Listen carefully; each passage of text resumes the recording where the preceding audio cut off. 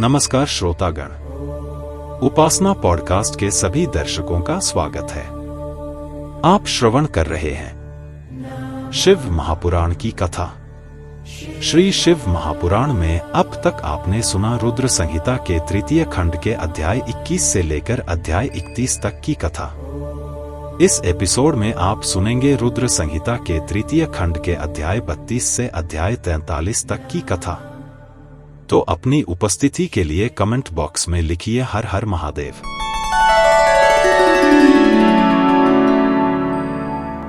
बत्तीसवां अध्याय। वशिष्ठ मुनि का उपदेश। ब्रह्मा जी बोले, हे नारद, हिमालय के कहे वचनों को सुनकर महर्षि वशिष्ठ बोले, हे शैलराज, भगवान शंकर इस संपूर्ण जगत के पिता हैं और देवी पार्वती इस जगत की जननी है। शास्त्रों की जानकारी रखने वाला उत्तम मनुष्य वेदों में बताए गए 3 प्रकार के वचनों को जानता है। पहला वचन सुनते ही बड़ा प्रिय लगता है, परंतु वास्तविकता में वह असत्य व अहितकारी होता है। इस प्रकार का कथन हमारा शत्रु ही कह सकता है। दूसरा वचन सुनने में अच्छा नहीं लगता, परंतु उसका परिणाम सुखकारी होता है। तीसरा वचन सुनने में अमृत के समान लगता है तथा वह परिणामतः हित करने वाला होता है। इस प्रकार नीति शास्त्र में किसी बात को कहने के 3 प्रकार बताए गए हैं। आप इन तीनों प्रकार में किस तरह का वचन सुनना चाहते हैं? मैं आपकी इच्छानुसार ही बात करूंगा। भगवान शंकर सभी देवताओं के स्वामी हैं। उनके पास दिखावटी संपत्ति नहीं है। वे महान योगी हैं और सदैव ज्ञान के महासागर में डूबे रहते हैं। वे ही सबके ईश्वर हैं। गृहस्थ पुरुष राज्य और संपत्ति के स्वामी मनुष्य को ही अपनी पुत्री का वर चुनता है। ऐसा न करके यदि वह किसी दीनहीन को अपनी कन्या ब्याह दे तो उसे कन्या के वध का पाप लगता है। शैलराज, आप शिव स्वरूप को जानते ही नहीं हैं। धनपति कुबेर आपका सेवक है। कुबेर को यहां धन की कौन सी कमी है? जो स्वयं सारे संसार की उत्पत्ति, पालन और सहार करते हैं, उन्हें भोजन की भला क्या कमी हो सकती है? ब्रह्मा, विष्णु और रुद्रदेव सभी भगवान शिव का ही रूप हैं। शिवजी से प्रकट हुई प्रकृति अपने अंश से 3 प्रकार की मूर्तियों को धारण करती है। उन्होंने मुख से सरस्वती, वक्ष स्थल से लक्ष्मी एवं अपने तेज से पार्वती को प्रकट किया है। भला उन्हें दुख कैसे हो सकता है? तुम्हारी कन्या तो कल्प कल्प में उनकी पत्नी होती रही है एवं होती रहेगी। अपनी कन्या सदाशिव अर्पण कर दो। तुम्हारी कन्या के तपस्या करते समय देवताओं की प्रार्थना पर सदाशिव तुम्हारी कन्या के समीप पहुंचकर उन्हें उनका मनोवांछित वर प्रदान कर चुके हैं। तुम्हारी पुत्री पार्वती के कहे अनुसार शिवजी तुमसे तुम्हारी कन्या का हाथ मांगने के लिए तुम्हारे घर 2 बार पधारे थे, पर तुम उन्हें नहीं पहचान सके। वे नटराज और ब्राह्मण वेशधारी शिव ही थे जो तुम्हारी कन्या का हाथ मांगने आए थे, पर तुमने मना कर दिया। यह तुम्हारा दुर्भाग्य नहीं है तो क्या है? अब यदि तुमने प्रेम से शिवजी को अपनी कन्या का दान न किया तो भगवान शंकर बलपूर्वक ही तुम्हारी कन्या से विवाह कर लेंगे। शैलेंद्र, यह बात अगर आप ठीक से नहीं समझेंगे तो आपका अस्तित्व ही समाप्त हो जाएगा। आपको शायद ज्ञात नहीं है कि पूर्व में देवी शिवा ने ही प्रजापति दक्ष की पत्नी के गर्भ से जन्म लिया था और सती के नाम से प्रसिद्ध हुई थी।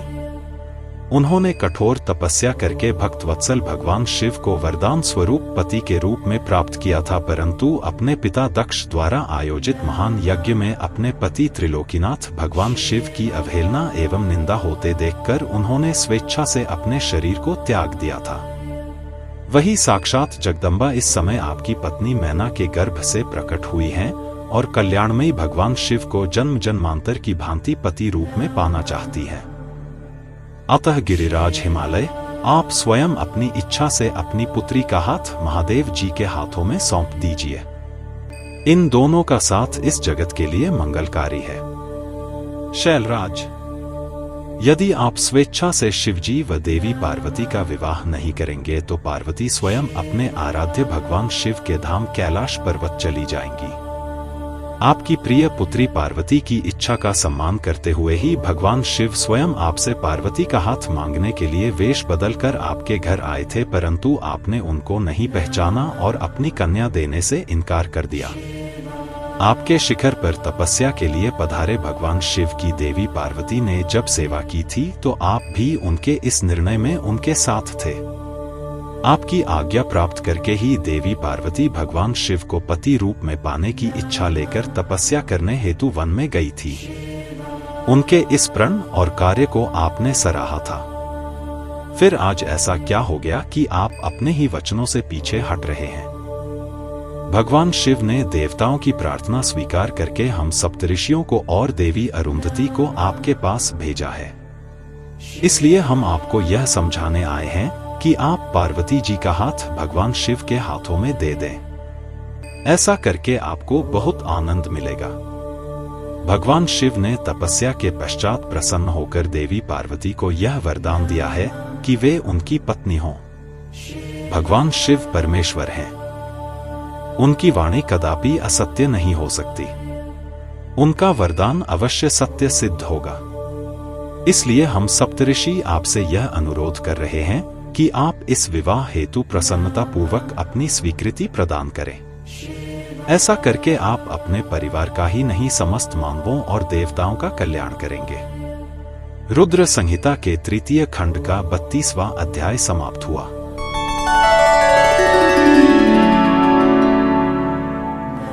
33वां अध्याय। अनरण्य राजा की कथा। ब्रह्मा जी बोले, हे नारद, कुल की रक्षा करने के लिए किसी एक का त्याग कर देना ही नीति शास्त्र कहलाता है। जिस प्रकार राजा अनरण्य ने अपने राजपाट, संपत्ति और अपने परिवार की रक्षा के लिए अपनी पुत्री का विवाह एक ब्राह्मण से कर दिया था, इसी प्रकार लोक कल्याण के लिए आपको भी स्वीकृति दे ही देनी चाहिए। राजा अनरण्य के बारे में सुनकर शैलराज हिमालय ने पूछा, हे महर्षि, मैं राजा अनरण्य की कथा सुनना चाहता हूं। गिरिराज हिमालय के ऐसे वचन सुनकर मुनि वशिष्ठ बोले, हे पर्वतराज, महाराजा मनु की 14वीं संतान इंद्रसावर्णी के वंश में ही राजा अनरण्य का जन्म हुआ था। वे भगवान शिव के परम भक्त थे। 7 द्वीपों पर उनका राज था। राजा अनरण्य ने भृगु मुनि को अपना आचार्य बनाकर 100 यज्ञ पूर्ण कराए थे। राजा अनरण्य की 5 रानियां, 100 पुत्र व एक साक्षात लक्ष्मी स्वरूपा परम सुंदरी कन्या थी, जिसका नाम पद्मा था। पद्मा इकलौती पुत्री होने के कारण बहुत लाडली थी। राजा अनरण्य और उनकी 5 रानियां पद्मा को बहुत प्यार करते थे। राजा बहुत ही सरल, न्यायप्रिय व उदार थे। देवताओं द्वारा स्वर्ग का सिंहासन दिए जाने पर उन्होंने उसे ग्रहण करने से इनकार कर दिया था। जब राजा अनरण्य की प्रिय पुत्री पद्मा विवाह के योग्य हुई तो राजा अनरण्य को उसके विवाह की चिंता सताने लगी। पद्मा के लिए योग्य वर की खोज शुरू हो गई। चारों दिशाओं में सुयोग्य वर की तलाश की जा रही थी। अनेकों राजाओं को पत्र लिखे गए। एक दिन संयोगवश देवी पद्मा वन में विहार के लिए अपनी सखियों के साथ गई हुई थी। वहां तपस्या करके लौट रहे ऋषि पिप्पलाद की दृष्टि पद्मा नाम की उस सुंदरी पर पड़ गई। वे उसकी सुंदरता पर मोहित हो गए। वे उस सुंदरी को मन में बसाए हुए ही अपनी कुटिया पर पहुंच गए। सुंदरी का सौंदर्य पिप्पलाद के मन मस्तिष्क में धंस गया था। एक दिन ऋषि पिप्पलाद पुष्पा भद्रा नामक नदी में स्नान करने गए। संयोगवश राजा अनरण्य की परम सुंदरी पुत्री पद्मा भी वहां उपस्थित थी। उसे पुनः देखकर ऋषि पिप्पलाद के मन की इच्छा पूरी हो गई। उन्होंने पद्मा की सखियों और सैनिकों से उसका परिचय प्राप्त कर लिया।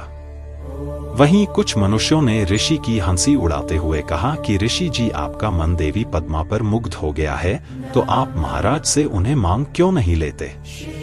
इस प्रकार के वचन सुनकर पिप्पलाद लज्जित तो हुए, परंतु उनके दिल में सुंदरी पद्मा को पाने की इच्छा कम न होकर और बलवती हो गई।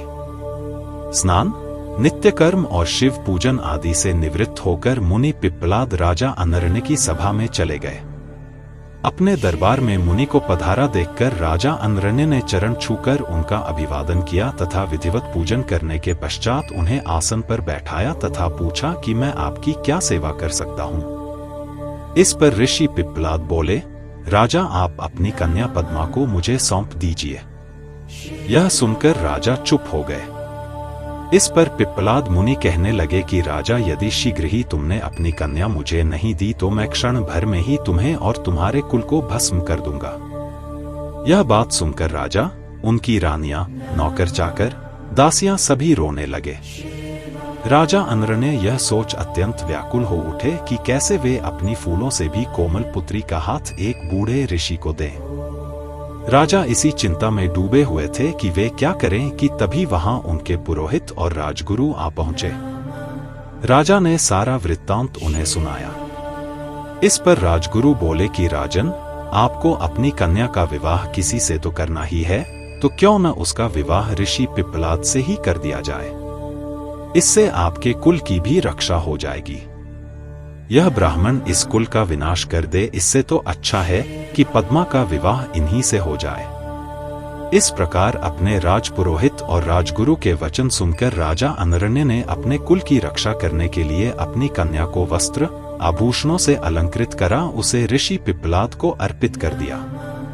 तत्पश्चात देवी पद्मा और ऋषि पिप्पलाद का वैदिक रीति से परिणयोत्सव संपन्न हुआ तथा राजा ने प्रसन्नता पूर्वक अपनी पुत्री को विदा कर दिया।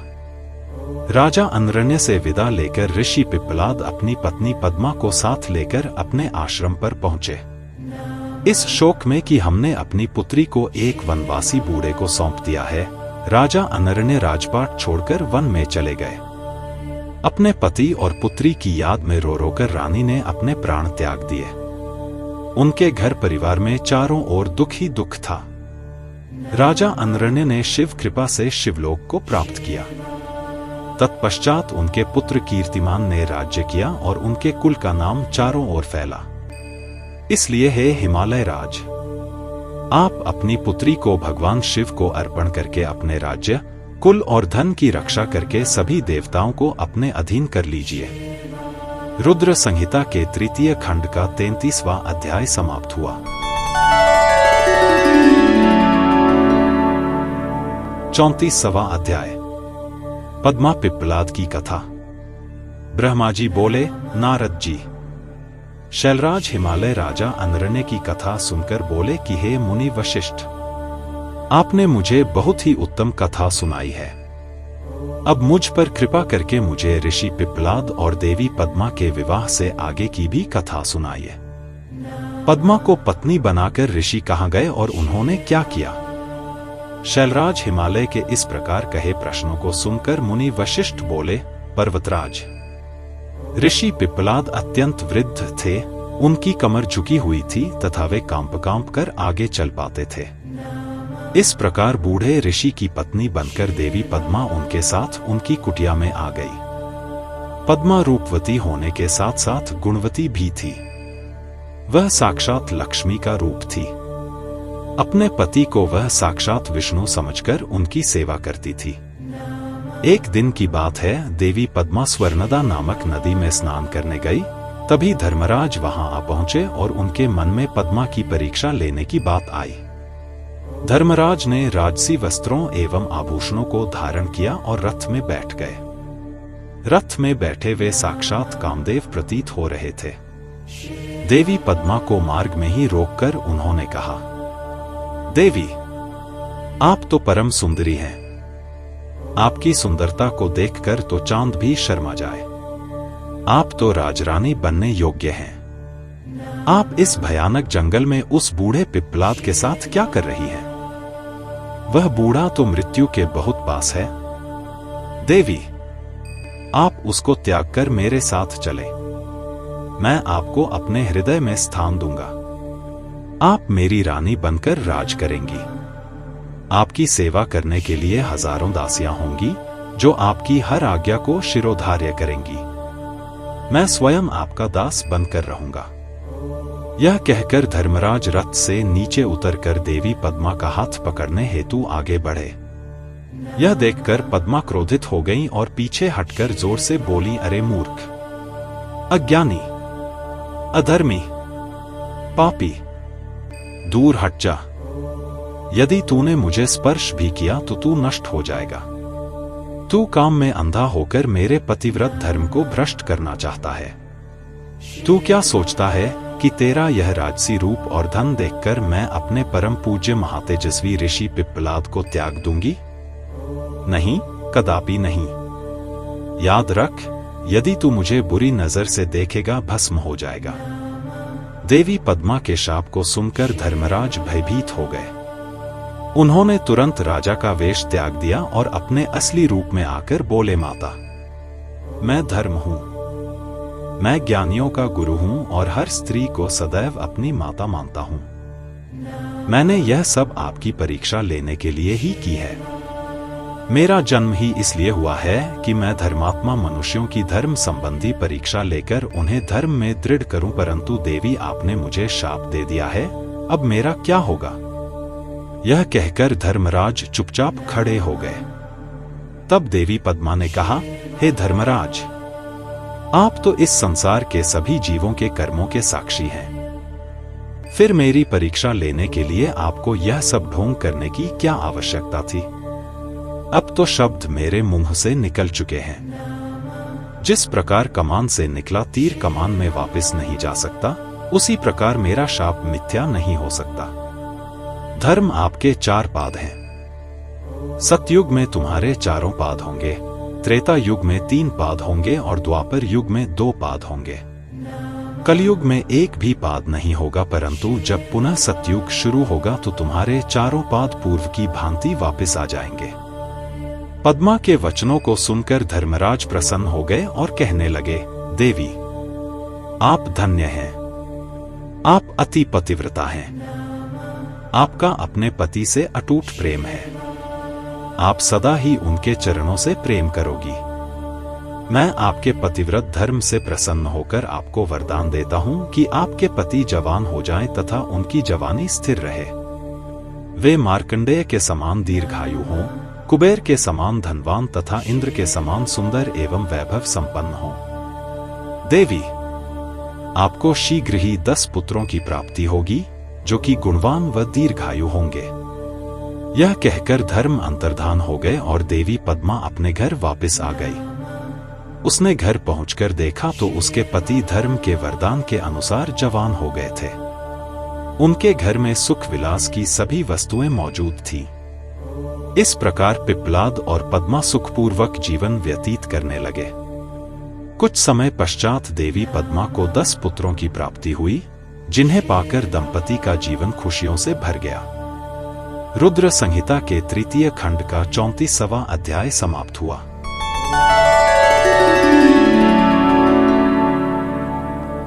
पैंतीसवां अध्याय, हिमालय का शिवजी के साथ पार्वती के विवाह का निश्चय करना। ब्रह्मा जी बोले, नारद, महर्षि वशिष्ठ ने राजा अनरण्य की पुत्री पद्मा और ऋषि पिप्पलाद के विवाह तथा धर्मराज द्वारा पद्मा को प्रदान किए गए वरदान की कथा सुनाकर कि पिप्पलाद स्थिर रहने वाले यौवन के स्वामी होंगे, इंद्र के समान सुंदर व वैभव से संपन्न होंगे और 10 सर्वगुण संपन्न पुत्रों की उन्हें प्राप्ति होगी, शैलराज हिमालय से कहा कि राजन, मैं आपसे प्रार्थना करता हूं कि आपके और आपकी पत्नी मैना के मन में जो भी नाराजगी है उसे भूलकर आप अपनी पुत्री पार्वती का विवाह त्रिलोकीनाथ महादेव जी के साथ कर दें। आज से 1 सप्ताह बाद का मुहूर्त जब रोहिणी नक्षत्र में चंद्रमा अपने पुत्र बुध के साथ लग्न में स्थित होंगे, अत्यंत शुभ है। मार्गशीर्ष माह के सोमवार को लग्न में सभी शुभ ग्रहों की दृष्टि होगी। उस समय बृहस्पति भी सौभाग्य के वश में होंगे। ऐसे शुभ मुहूर्त में अपनी पुत्री पार्वती, जो कि साक्षात जगदम्बा का अवतार है, का पाणिग्रहण भक्त वत्सल भगवान शिव से कर देने पर आप अपने आप को धन्य समझेंगे। यह कहकर ज्ञान शिरोमणि मुनि वशिष्ठ चुप हो गए। उनकी बात सुनकर मैना और हिमालय आश्चर्यचकित रह गए और अन्य पर्वतों से बोले, गिरिराज मेरु, मंदराचल, मैनाक, गंधमादन, सह्य, विंध्य, आप सभी ने मुनिराज वशिष्ठ के वचनों को सुना है। कृपया आप सब मुझे यह बताइए कि इन परिस्थितियों में मुझे क्या करना चाहिए। आप सभी इस संबंध में मुझे अपने विचारों से अवगत कराइए। शैलराज हिमालय के कहे इन वचनों को सुनकर सभी पर्वतों ने आपस में विचार विमर्श किया और बोले, हे गिरिराज हिमालय, इस समय ज्यादा सोच विचार करने से कुछ नहीं होगा। अच्छा यही है कि हम सप्तऋषियों द्वारा कही गई बात को मानकर देवी पार्वती का विवाह शिवजी से करा दें, क्योंकि वास्तव में पार्वती का जन्म ही देवताओं के कार्यों को पूरा करने के लिए हुआ है। अतः हमें शीघ्र ही उनकी अमानत उनके हाथों में सौंपकर अपनी जिम्मेदारियों से मुक्त हो जाना चाहिए। तब सुमेरु तथा अन्य पर्वतों की बात सुनकर हिमालय प्रसन्न हुए और देवी पार्वती भी मन ही मन मुस्कुराने लगी। देवी अरुंधति ने भी विविध प्रकार की कथाओं को सुनाकर पार्वती की माता मैना को समझाने का प्रयत्न किया। मैना जब समझ गई तो बहुत प्रसन्न हुई और उन्होंने सभी को उत्तम भोजन कराया। उनके मन का सारा संदेह और भय दूर हो गया। शैलराज हिमालय ने दोनों हाथ जोड़कर उन सप्तऋषियों से कहा कि आपकी बातों को सुनकर मेरे मन का सारा शक दूर हो गया है। मैं भली भांति जान गया हूं कि शिवजी ही ईश्वरों के भी ईश्वर अर्थात सर्वेश्वर हैं। वे इस जगत के कण कण में व्याप्त हैं। वे अतुलनीय हैं। इस संसार की हर वस्तु एवं हर प्राणी उन्हीं का है। यह कहकर हिमालय ने अपनी पुत्री पार्वती का हाथ पकड़कर उसे सप्तऋषियों के पास खड़ा कर दिया और बोले कि आज से मेरी पुत्री शिवजी की अमानत है।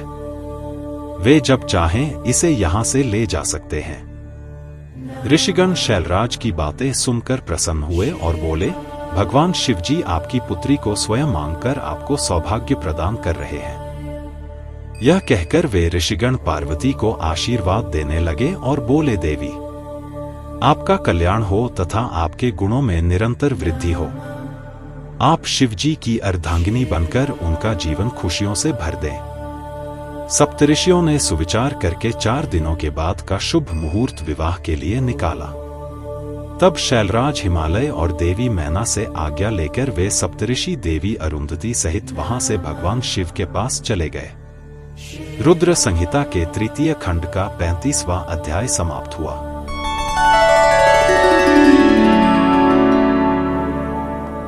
36वां अध्याय।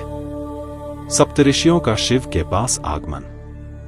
ब्रह्मा जी बोले, हे मुनिश्रेष्ठ नारद, शैलराज हिमालय और मैना से विदा लेकर सप्तऋषि भगवान शिव के निवास स्थल कैलाश पर्वत पर पहुंचे। वहां पहुंचकर उन्होंने दोनों हाथ जोड़कर शिवजी को प्रणाम किया और उनकी भक्ति भाव से स्तुति की। तत्पश्चात उन्होंने कहना आरंभ किया, हे देवाधिदेव, महादेव, परमेश्वर, महाप्रभो, महेश्वर, हमने गिरिराज हिमालय और मैना को समझा दिया है। वे इस संबंध को स्वीकार कर चुके हैं। उन्होंने पार्वती का वाग्दान कर दिया है। हे प्रभु, अब आप अपने पार्षदों तथा देवताओं के साथ बारात लेकर हिमालय के यहाँ जाइए और देवी पार्वती का पाणिग्रहण संस्कार करिए। भगवान, आप वेदोक्त रीति से पार्वती को अपनी पत्नी बना लीजिए। सप्तऋषियों का यह वचन सुनकर त्रिलोकीनाथ भगवान शिव बहुत प्रसन्न हुए और बोले, हे ऋषिगण, मैं विवाह के रीति रिवाजों के संबंध में कुछ नहीं जानता। आप लोगों ने पूर्व में विवाह की जो रीति देखी हो अथवा इस विषय में आप जो कुछ जानते हो कृपया मुझे बताएं। भगवान शिव के इस शुभ वचन को सुनकर सप्तऋषि बोले, भगवान, आप सर्वप्रथम श्रीहरि विष्णु एवं सृष्टिकर्ता ब्रह्मा जी को उनके पुत्रों एवं पार्षदों सहित यहाँ बुला लीजिए। सभी ऋषिमुनियों, यक्ष, गंधर्वों, किन्नरों, सिद्धगणों एवं देवराज इंद्र सहित सभी देवताओं और अप्सराओं को अपने विवाह में आमंत्रित करें। वे सब मिलकर इस विवाह का सफल आयोजन करेंगे। ऐसा कहकर सप्तऋषि भगवान शिव से आज्ञा लेकर उनकी भक्ति भाव से स्तुति करते हुए प्रसन्नता पूर्वक अपने धाम को चले गए। रुद्र संहिता के 3 खंड का 36वां अध्याय समाप्त हुआ।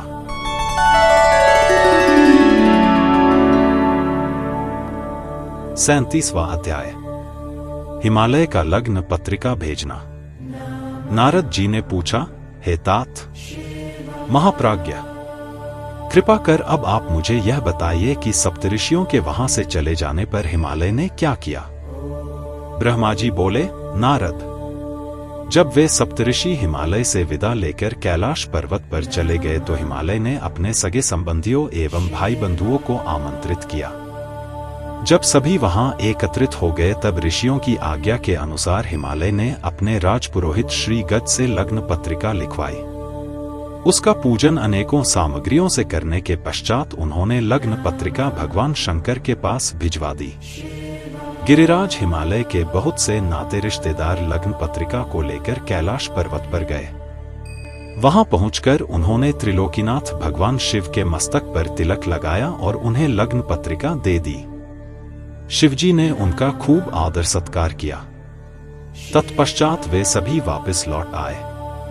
शैलराज हिमालय ने देश के विविध स्थानों पर रहने वाले अपने सभी भाई बंधुओं को इस शुभ अवसर पर आमंत्रित किया। सबको निमंत्रण भेजने के पश्चात हिमालय ने अनेकों प्रकार के रत्नों, वस्त्रों और बहुमूल्य आभूषणों तथा विभिन्न प्रकार की बहुमूल्य देने योग्य वस्तुओं को संग्रहित किया।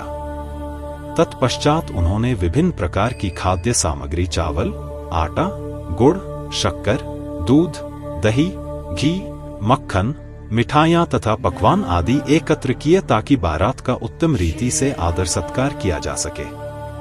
सभी खाद्य वस्तुओं को बनाने के लिए अनेकों हलवाई लगा दिए गए। चारों ओर उत्तम वातावरण था। शुभ मुहूर्त में गिरिराज हिमालय ने मांगलिक कार्यों का शुभारंभ किया। घर की स्त्रियां मंगल गीत गाने लगीं। हर जगह उत्सव होने लगे। देवी पार्वती का संस्कार कराने के पश्चात वहां उपस्थित नारियों ने उनका श्रृंगार किया। विभिन्न प्रकार के सुंदर वस्त्रों एवं आभूषणों से विभूषित पार्वती देवी साक्षात जगदम्बा जान पड़ती थी। उस समय अनेक मंगल उत्सव और अनुष्ठान होने लगे। अनेकों प्रकार के साज श्रृंगार से सुशोभित होकर स्त्रियां इकट्ठी हो गईं। शैलराज हिमालय भी प्रसन्नता पूर्वक निमंत्रित बंधु बांधवों की प्रतीक्षा करने लगे और उनके पधारने पर उनका यथोचित आदर सत्कार करने लगे। लोकोचार रीतियां होने लगीं। गिरिराज हिमालय द्वारा निमंत्रित सभी बंधु बांधव उनके निवास पर पधारने लगे। गिरिराज सुमेरु अपने साथ विभिन्न प्रकार की मणियां और महारत्नों को उपहार के रूप में लेकर आए। मंदराचल, अस्ताचल, मल्याचल, उद्याचल, निषद, दरदुर, करवीर, गंधमादन, महेंद्र, पारयात्र, नील, त्रिकूट, चित्रकूट, कोंच, पुरुषोत्तम, सनील, वेंकट, श्रीशैल, गोकामुख, नारद, विंध्य, कालचंद्र, कैलाश तथा अन्य पर्वत दिव्य रूप धारण करके अपने अपने परिवारों को साथ लेकर इस शुभ अवसर पर पधारे। सभी देवी पार्वती और शिवजी को भेंट करने के लिए उत्तम वस्तुएं लेकर आए। इस विवाह को लेकर सभी बहुत उत्साहित थे। इस मंगलकारी अवसर पर शौन, भद्रा, नर्मदा, गोदावरी, यमुना, ब्रह्मपुत्र, सिंधु, विपासा, चंद्रभागा, भागीरथी, गंगा आदि नदियां भी नर नारी का रूप धारण करके अनेक प्रकार के आभूषणों एवं सुंदर वस्त्रों से सज-धज कर शिव पार्वती का विवाह देखने के लिए आईं। शैलराज हिमालय ने उनका खूब आदर सत्कार किया तथा सुंदर उत्तम स्थानों पर उनके ठहरने का प्रबंध किया। इस प्रकार शैलराज की पूरी नगरी, जो शोभा से संपन्न थी, पूरी तरह भर गई। विभिन्न प्रकार के बंधनवारों एवं ध्वज पताकाओं से यह नगर सजा हुआ था। चारों ओर चंदोवे लगे हुए थे। विभिन्न प्रकार की नीली पीली रंग-बिरंगी प्रभा नगर की शोभा को और भी बढ़ा रही थी। रुद्र संहिता के तृतीय खंड का 37वां अध्याय समाप्त हुआ।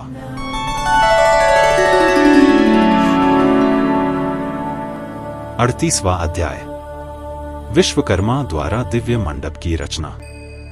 ब्रह्मा जी बोले, हे मुनिश्रेष्ठ नारद, शैलराज हिमालय ने अपने नगर को बारात के स्वागत के लिए विभिन्न प्रकार से सजाना शुरू कर दिया।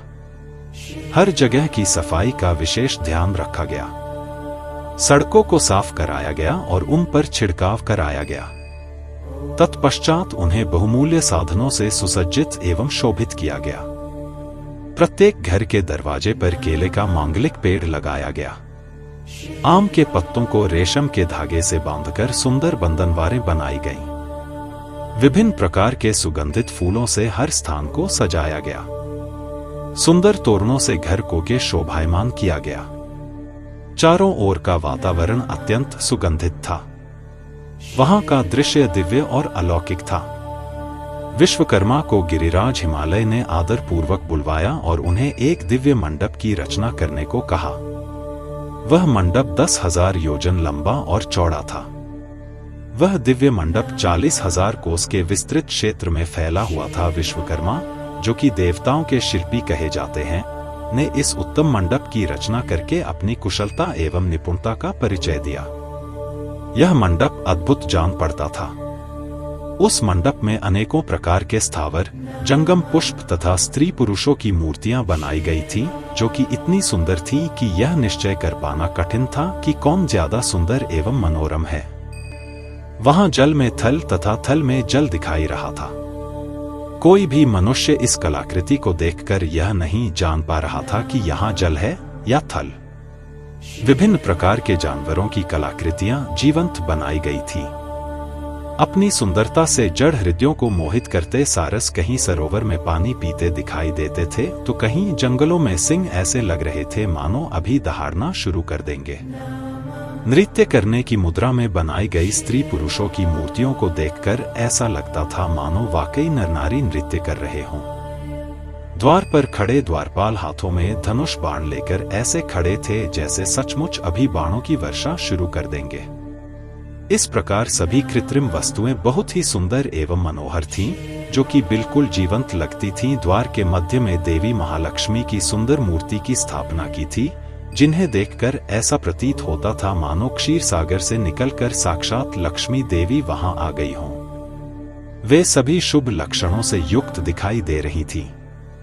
मंडप में विभिन्न स्थानों पर हाथियों की कलाकृतियां भी बनाई गई थी। कई स्थानों पर घोड़े घुड़सवारों सहित खड़े थे, तो कहीं सुंदर अद्भुत दिव्य रथ जिन पर सफेद अश्व जुते हुए थे। मंडप के मुख्य द्वार पर नंदीश्वर, जो कि शिवजी की सवारी हैं, की मूर्ति बनाई गई थी, जो कि स्फटिक मणि के समान चमक रही थी। उसके ऊपर दिव्य पुष्पक विमान की रचना की गई थी, जिसे पल्लवों और सफेद चामरों से सजाया गया था। विश्वकर्मा द्वारा समस्त देवताओं की भी प्रतिमूर्ति की रचना की गई थी, जो कि हूबहू वास्तविक देवताओं से मिलती थी। क्षीर सागर में निवास करने वाले श्रीहरि विष्णु एवं उनके वाहन गरुड़ की रचना भी उस मंडप में की गई थी, जिसका स्वरूप साक्षात विष्णु जी जैसा ही था। इसी प्रकार विश्वकर्मा द्वारा जगत के सृष्टिकर्ता ब्रह्मा जी की भी प्रतिमा उनके पुत्रों और वेदों सहित बनाई गई थी। साथ ही वह प्रतिमा वैदिक सूक्तों का पाठ करती हुई दिखाई देती थी। स्वर्ग के राजा देवेंद्र अर्थात इंद्र एवं उनके वाहन ऐरावत हाथी की मूर्तियां भी जीवंत थीं। इस प्रकार विश्वकर्मा द्वारा बनाई गई सभी कलाकृतियां कला का अद्भुत नमूना थी, जो कि दिव्य एवं मनोरम थी, जिन्हें देखकर यह जान पाना अत्यंत मुश्किल ही नहीं नामुमकिन था कि वे असली हैं या फिर नकली। देवताओं के शिल्पी विश्वकर्मा द्वारा रचित यह दिव्य मंडप आश्चर्यों से युक्त एवं सभी को मोहित कर लेने वाला था। तत्पश्चात शैलराज हिमालय की आज्ञा के अनुसार विश्वकर्मा ने देवताओं के रहने के लिए कृत्रिम लोकों का निर्माण किया, जो कि अद्भुत थे। साथ ही उनके बैठने के लिए दिव्य सिंहासनों की भी रचना की गई। ब्रह्मा जी के रहने के लिए विश्वकर्मा ने सत्यलोक की रचना की, जो दीप्ति से प्रकाशित हो रहा था। तत्पश्चात श्रीहरि विष्णु के लिए बैकुंठ का निर्माण किया गया। देवराज इंद्र के लिए समस्त ऐश्वर्यों से संपन्न दिव्य स्वर्गलोक की रचना की गई। अन्य देवताओं के लिए भी उन्होंने सुंदर एवं अद्भुत भवनों की रचना की।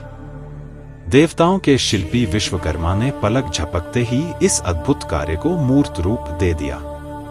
सभी देवताओं के रहने हेतु उनके दिव्य लोकों जैसे कृत्रिम लोकों का निर्माण करने के पश्चात विश्वकर्मा ने भक्त वत्सल भगवान शिव के ठहरने हेतु एक सुंदर, मनोरम एवं अद्भुत घर का निर्माण किया। यह भवन भगवान शिव के कैलाश स्थित धाम के अनुरूप ही था। यहाँ शिव चिन्ह शोभा पाता था। यह भवन परम उज्ज्वल, दिव्य प्रभापुंज से सुभासित, उत्तम और अद्भुत था। इस भवन की सभी ने बहुत प्रशंसा की। यहाँ तक कि स्वयं भगवान शिव भी उसे देखकर आश्चर्यचकित हो गए और विश्वकर्मा की इन रचनाओं को उन्होंने बहुत सराहा। विश्वकर्मा की यह रचना अद्भुत थी।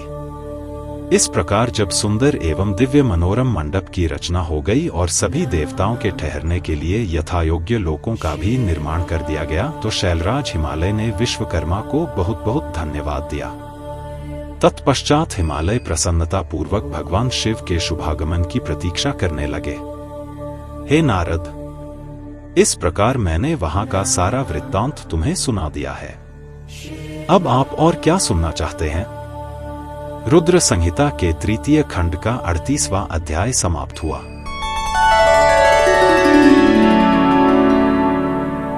39वां अध्याय।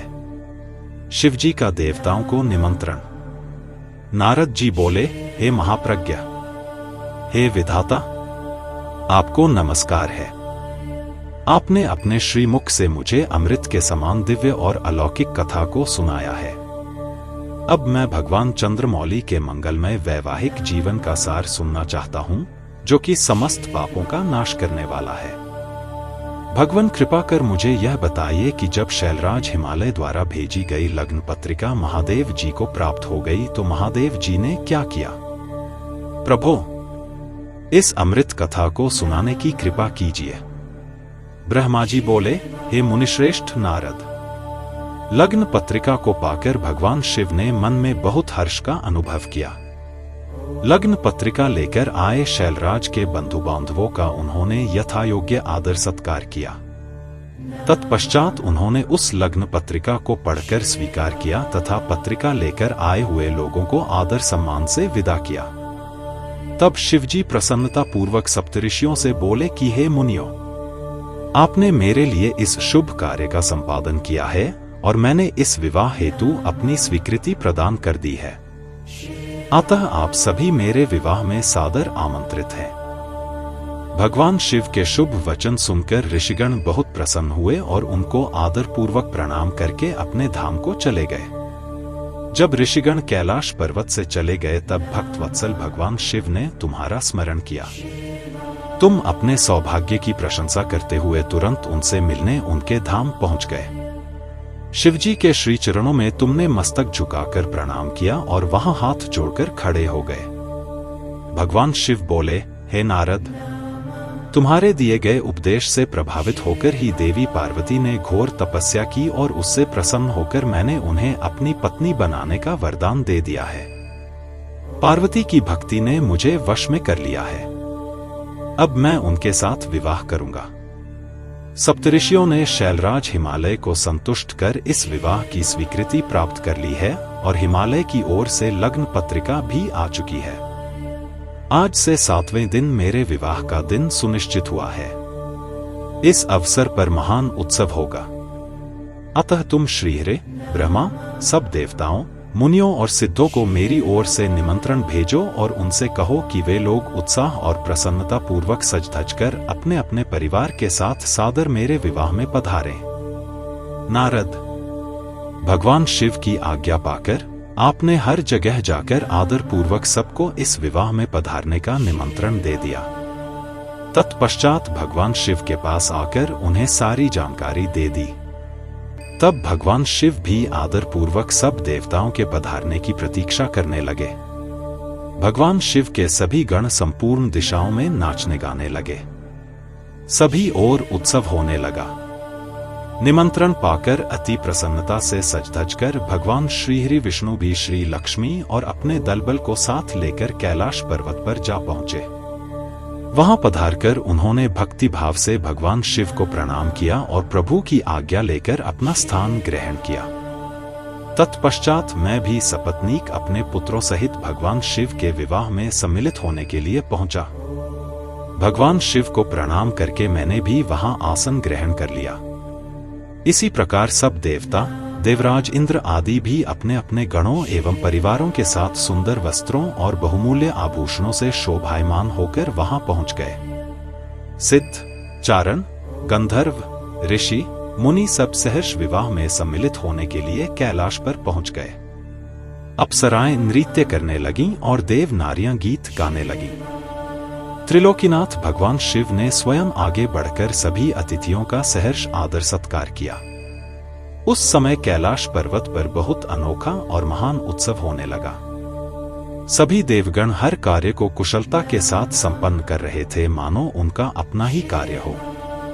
प्रसन्नता पूर्वक सातों मातृकाएं शिवजी को आभूषण पहनाने लगीं। लोकोचार रीतियां करके भगवान शिव की आज्ञा से श्री विष्णु आदि सभी देवता वरयात्रा अर्थात बारात ले जाने की तैयारी करने लगे। सातों माताओं ने भगवान शिव का श्रृंगार किया।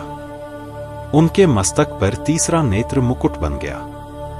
चंद्रकला का तिलक लगाया गया। उनके गले में पड़े दोनों सांपों को उन्होंने और ऊंचा कर लिया और वे इस प्रकार प्रतीत होने लगे मानो सुंदर कुंडल हों। इसी प्रकार सभी अंगों पर सांप लिपट गए जो आभूषण की सी शोभा देने लगे। सारे अंगों पर चिता की भस्म रमा दी गई, वह चंदन के समान चमक उठी। वस्त्र के स्थान पर सिंह तथा हाथी की खाल को उन्होंने ओढ़ लिया। इस प्रकार श्रृंगार से सुशोभित होकर भगवान शिव दूल्हा बनकर तैयार हो गए। उनके मुखमंडल पर जो आभा सुशोभित हो रही थी उसका वर्णन करना कठिन है। वे साक्षात ईश्वर हैं। तत्पश्चात समस्त देवता, यज्ञ, दानव, नाग, पक्षी, अप्सरा और महर्षिगण मिलकर भगवान शिव के पास गए और प्रसन्नता पूर्वक बोले, हे महादेव महेश्वर जी, अब आप देवी पार्वती को ब्याह लेने के लिए हम लोगों के साथ चलिए और हम पर कृपा कीजिए। तत्पश्चात क्षीर सागर के स्वामी श्री हरि विष्णु भगवान शिव को आदर पूर्वक नमस्कार कर बोले, हे देवाधिदेव महादेव, भक्त वत्सल, आप सदैव ही अपने भक्तों के कार्यों को सिद्ध करते हैं। हे प्रभु, आप गिरिजानंदिनी देवी पार्वती के साथ वेदोक्त रीति से विवाह करिए। आपके द्वारा उपयोग में लाई जाने वाली विवाह रीति ही जगत में विवाह रीति के रूप में विख्यात होगी। भगवान, आप कुल धर्म के अनुसार मंडप की स्थापना करके इस लोक में अपने यश का विस्तार कीजिए। भगवान विष्णु के ऐसा कहने पर महादेव जी ने विधि पूर्वक सब कार्य करने के लिए मुझ ब्रह्मा से कहा। तब मैंने श्रेष्ठ मुनियों कश्यप, अत्रि, वशिष्ठ, गौतम, भागुरी गुरु, कण्व, बृहस्पति, शक्ति, जमदग्नि, पराशर, मार्कंडेय, अगस्त्य, च्यवन, गर्ग, शिलापाक, अरुणपाल, अकृतश्रम, शिलाद, दधीची, उपमन्यु, भरद्वाज, अकृतव्रण, पिप्पलाद, कुशिक, कौत्स तथा शिष्यों सहित व्यास आदि उपस्थित ऋषियों को बुलाकर भगवान शिव की प्रेरणा से विधिपूर्वक आभ्युदिक कर्म कराए। सबने मिलकर भगवान शंकर की रक्षा विधान करके ऋग्वेद, यजुर्वेद द्वारा स्वस्ति वाचन किया। फिर सभी ऋषियों ने सहर्ष मंगल कार्य संपन्न कराए। तत्पश्चात ग्रहों एवं विघ्नों की शांति हेतु पूजन कराया। इन सब वैदिक और अलौकिक कर्मों को विधिपूर्वक संपन्न हुआ देखकर भगवान शिव बहुत प्रसन्न हुए। तब भगवान शिव हर्षपूर्वक देवताओं और ब्राह्मणों को साथ लेकर अपने निवास स्थान कैलाश पर्वत से बाहर आए। उस समय शिवजी ने सब देवताओं और ब्राह्मणों को आदर पूर्वक हाथ जोड़कर नमस्कार किया। चारों ओर गाजे बाजे बजने लगे। सभी मंत्रमुग्ध होकर नृत्य करने लगे। वहां बहुत बड़ा उत्सव होने लगा। रुद्र संहिता के तृतीय खंड का 39वां अध्याय समाप्त हुआ।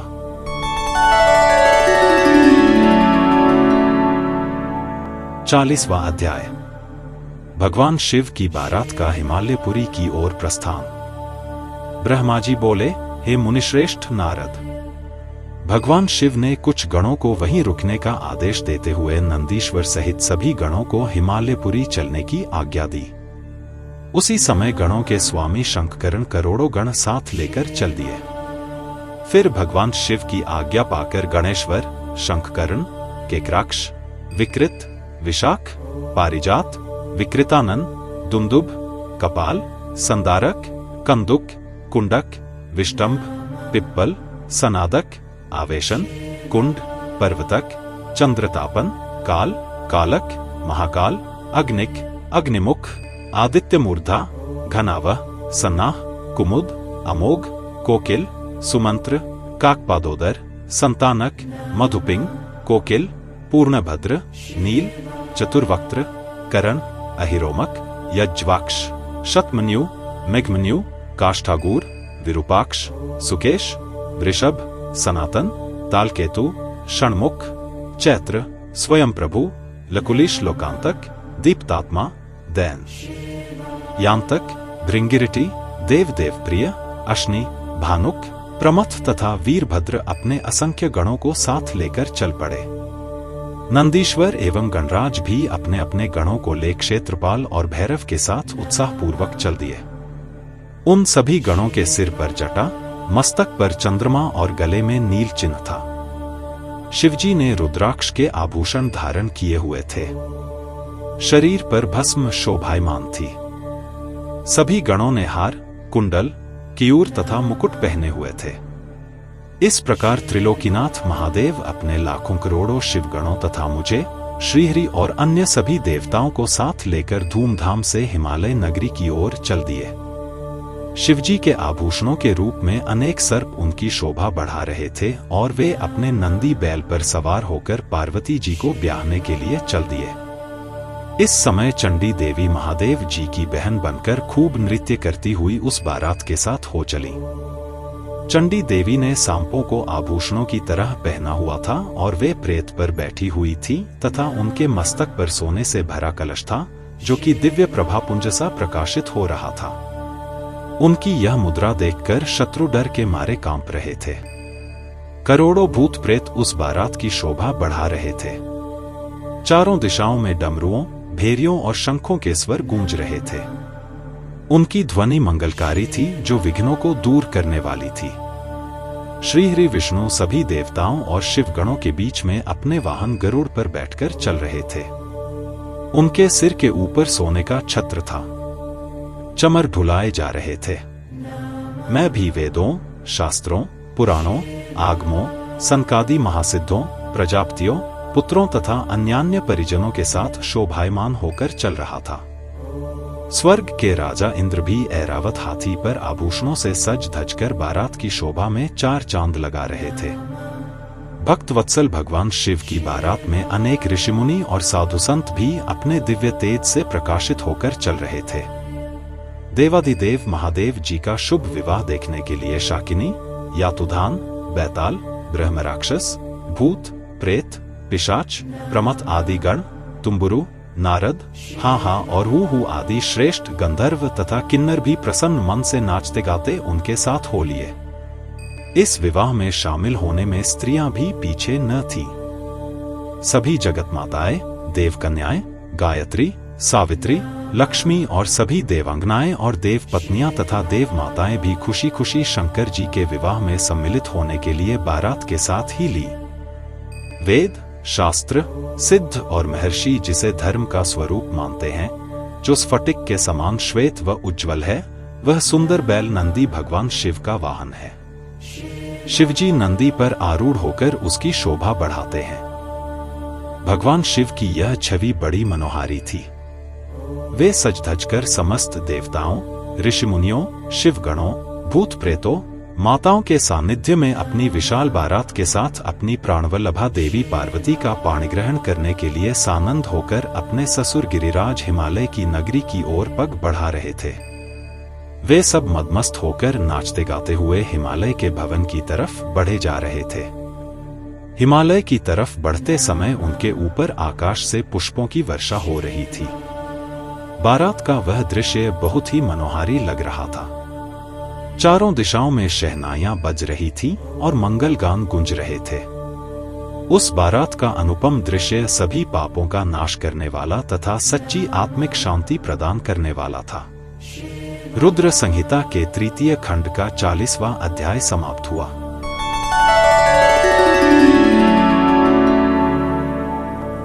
इकतालीसवां अध्याय, मंडप वर्णन व देवताओं का भय। ब्रह्मा जी बोले, हे मुनिश्रेष्ठ नारद, तुम भी भगवान शिव की बारात में सहर्ष शामिल हुए थे। भगवान शिव ने श्रीहरि विष्णु से सलाह करके सबसे पहले तुमको हिमालय के पास भेजा। वहां पहुंचकर तुमने विश्वकर्मा के बनाए दिव्य और अनोखे मंडप को देखा तो बहुत आश्चर्यचकित रह गए। विश्वकर्मा द्वारा बनाई गई विष्णु, ब्रह्मा, समस्त देवताओं की मूर्तियों को देखकर यह कह पाना कठिन था कि ये असली हैं या नकली। वहां रत्नों से जड़े हुए लाखों कलश रखे थे। बड़े बड़े केलों के खंभों से मंडप सजा हुआ था। तुम्हें वहां आया देखकर शैलराज हिमालय ने तुमसे पूछा कि देवर्षि क्या भगवान शिव बारात के साथ आ गए हैं? तब तुम्हें साथ लेकर हिमालय के पुत्र मैनाक आदि तुम्हारे साथ बारात की अगवानी के लिए आए। तब मैंने और विष्णु जी ने भी तुमसे वहां के समाचार के बारे में पूछा।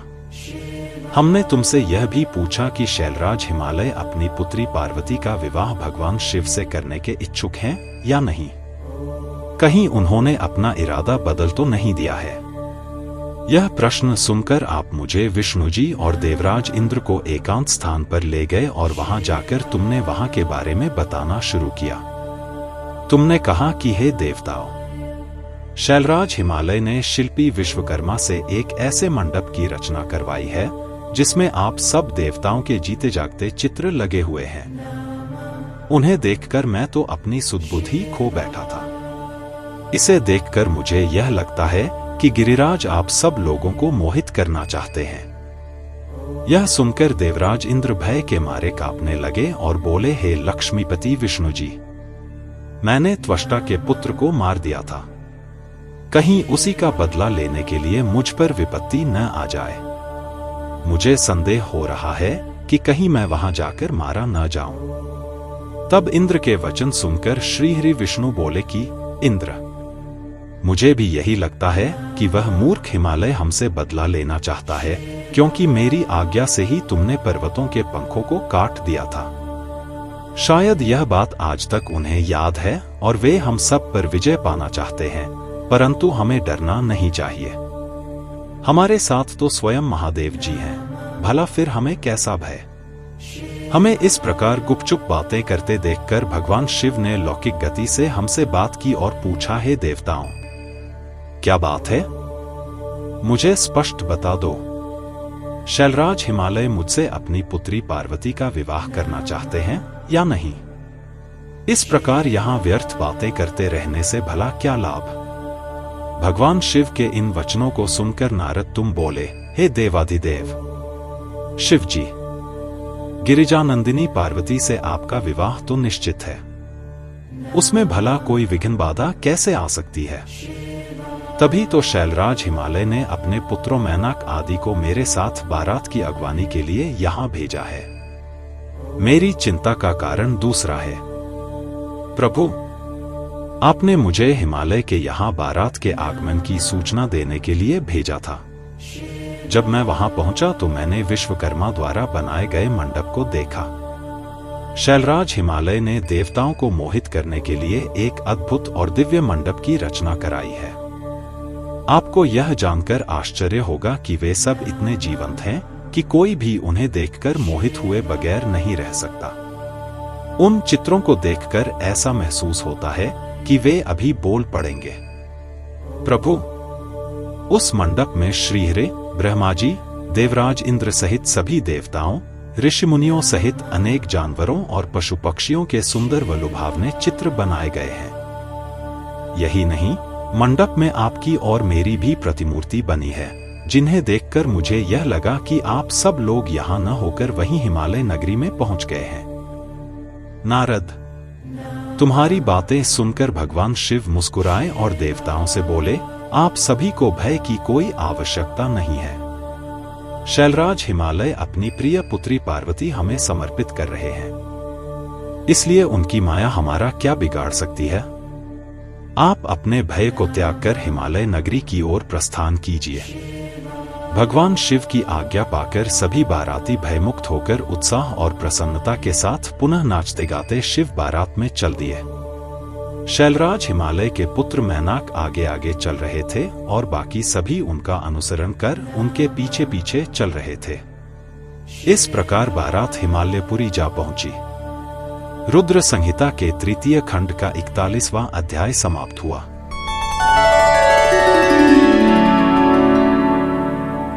बयालीसवां अध्याय, बारात की अगवानी और अभिनंदन।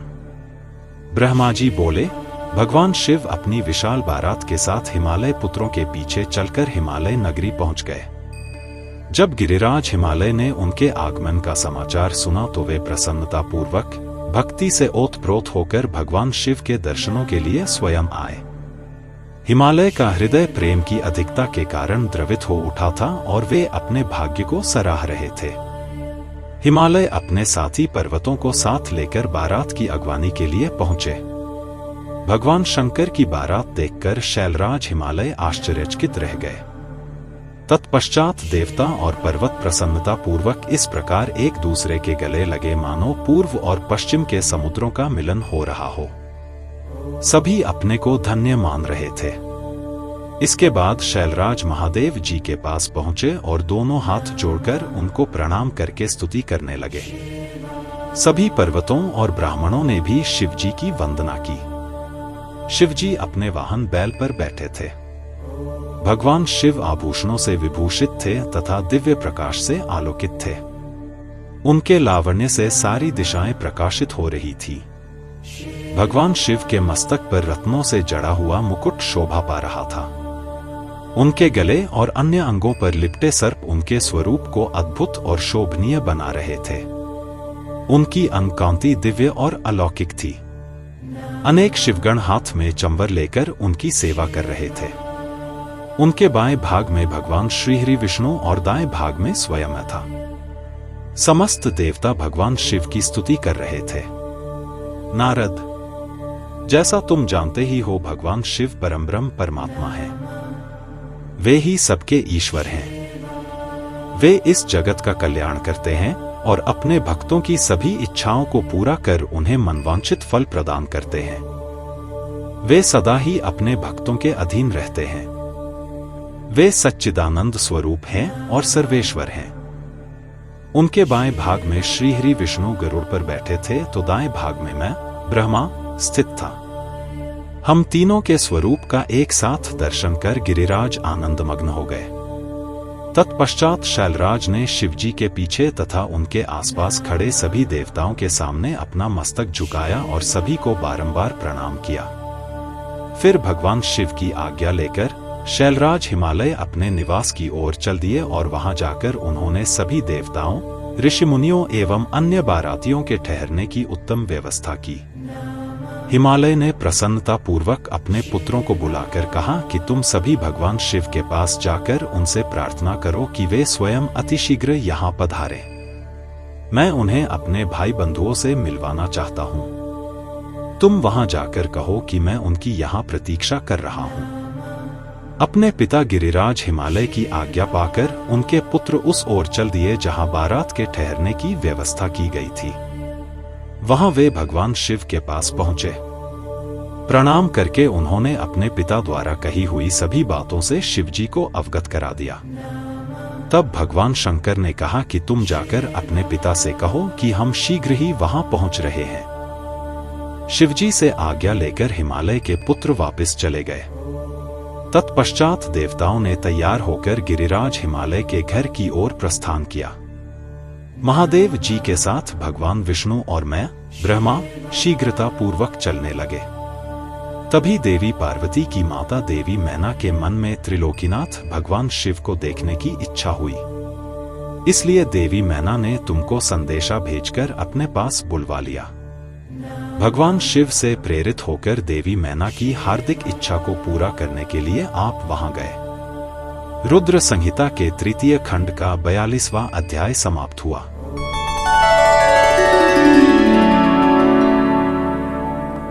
43वां अध्याय शिवजी की अनुपम लीला। ब्रह्मा जी बोले, हे नारद, तुमको अपने सामने देखकर देवी मैना बहुत प्रसन्न हुई और तुम्हें प्रणाम करके बोली, हे मुनिश्रेष्ठ नारद जी, मैं भगवान शिव के इसी समय दर्शन करना चाहती हूँ।